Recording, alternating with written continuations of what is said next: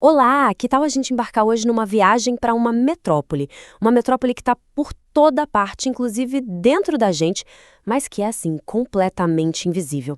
Então se prepara, porque a gente vai conhecer a cidade secreta de Bacterion. Muito além do que os olhos humanos conseguem ver, é com essa frase que a gente mergulha de cabeça num universo que, olha, é minúsculo, mas é absurdamente organizado e poderoso. A história de hoje é sobre os moradores desse lugar, as bactérias.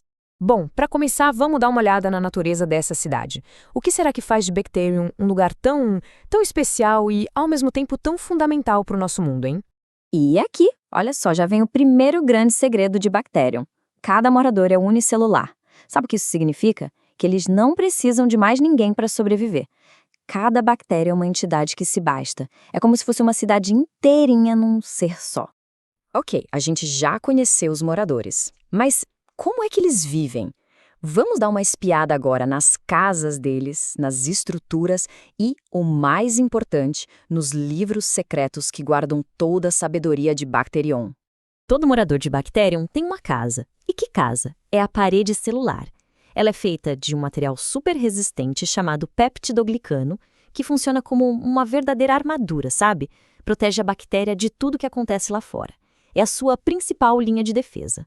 E o mais interessante é que as casas não são todas iguais, não. Os cientistas dividem elas em dois tipos principais. De um lado, tem as chamadas gram-positivas, que são tipo umas fortalezas, com muros bem grossos e fortes. Do outro, as gram-negativas.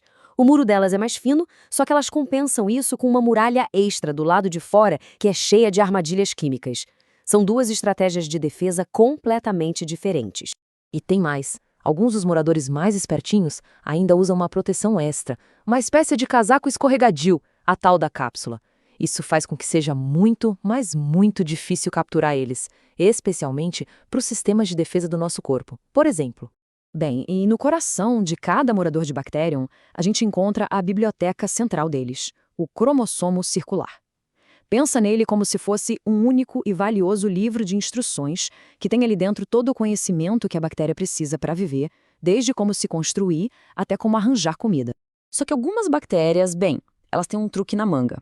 Elas carregam uns livrinhos extras, uns manuais pequenos chamados plasmídios. E são esses livrinhos que ensinam umas habilidades especiais, tipo como resistir a antibióticos ou até como produzir toxinas bem potentes. E o mais incrível de tudo é que esses segredos podem ser compartilhados. Existe um processo chamado conjugação, onde duas bactérias vizinhas conseguem construir uma pontezinha entre elas para trocar cópias desses livros extras. É desse jeito que o conhecimento se espalha por toda a cidade. Impressionante, né? Certo. Com casas seguras e conhecimento sendo trocado o tempo todo, como será que a população de Bacterion aumenta? E mais importante, como eles sobrevivem quando o mundo ao redor fica hostil? Vamos descobrir isso agora. Olha, quando as condições são perfeitas, comida de sobra, temperatura ideal, a cidade simplesmente explode de tamanho. O método que eles usam é a fissão binária. É bem simples. Um morador se divide em dois, esses dois viram quatro, quatro viram oito. É um crescimento exponencial, uma coisa de louco. Mas esse crescimento todo tem um ritmo, um ciclo. Primeiro, vem uma fase de adaptação, para elas se acostumarem com o lugar. Depois, a explosão, que é a fase exponencial. Aí, quando os recursos começam a faltar, o crescimento dá uma parada, na fase estacionária. E por fim, infelizmente, vem o declínio. Mas e quando a coisa fica feia de verdade? Tipo, falta de comida, calor extremo, ataque químico. O que acontece com os moradores de Bacterium numa situação dessas? A resposta para isso é uma das estratégias de sobrevivência mais fantásticas da natureza, o endosporo.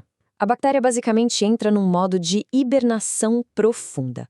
Ela cria uma cápsula ultra resistente em volta de si mesma e pode ficar ali, adormecida por anos, só esperando os tempos melhorarem. Para ter uma ideia do nível de resistência disso, nem ferver a água adianta. Para derrotar um endósporo é preciso um processo industrial pesadíssimo, a autoclavação, que usa vapor superaquecido a 121 graus Celsius, só assim para dar conta. E essa capacidade de resistência toda, claro, acaba levando a uma batalha inevitável, entre o nosso mundo, o mundo macro, e a cidade invisível de Bacterium.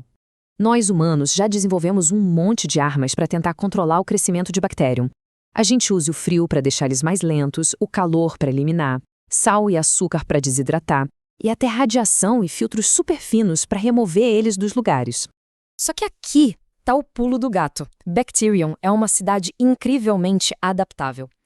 Pequenos erros de digitação, as mutações nos seus livros de instrução, podem, sem querer, criar um morador ainda mais forte, um que consegue sobreviver aos nossos ataques. É a evolução acontecendo em tempo real, bem na nossa frente. E foi essa capacidade de adaptação que forçou a gente a mudar de estratégia. Em vez de só lutar contra, a gente começou a tentar entender. E essa curiosidade transformou completamente a nossa relação com o Bacterium. De repente, inimigas viraram aliadas. E essa mudança de perspectiva foi simplesmente brilhante. Com a engenharia genética, por exemplo, a gente transformou bactérias em mini fábricas que produzem remédios para a gente. E com a bioinformática, a gente consegue ler os livros de instrução delas para prever os movimentos e combater doenças de um jeito muito mais inteligente. Tudo isso leva a gente a uma conclusão muito importante. A cidade de Bacterium, por si só, não é boa nem má. Não existem vilões ou heróis nessa história. A coisa é bem mais complexa que isso.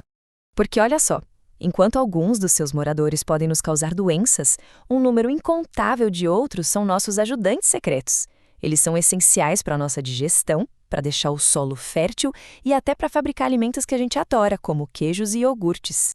E é assim que a gente termina nossa jornada por Bacterium, com essa verdade poderosa. Uma cidade invisível, numa escala que a gente mal consegue imaginar, mas cujo impacto define o nosso próprio mundo. É isso. Silenciosamente, o mundo microscópico governa tudo.